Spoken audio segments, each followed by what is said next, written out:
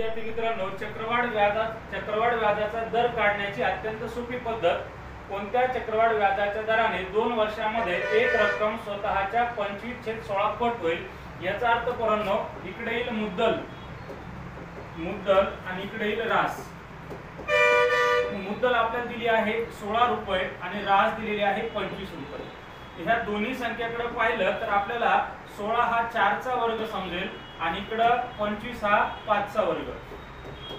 याचा अर्थ काय होईल, 4 रुपये घेतले, 5 रुपये दिले, व्याज किती रुपये भरलं तर 1 रुपया.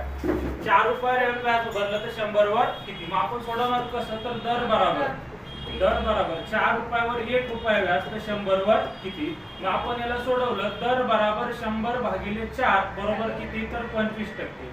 दर बरोबर आला 25%. पर्याय क्रमांक 3 हे आपल्या प्रश्नाचं उत्तर असेल. ट्रिक आवडली असेल तर आपल्या चॅनलला सबस्क्राईब करा. जय हिंद.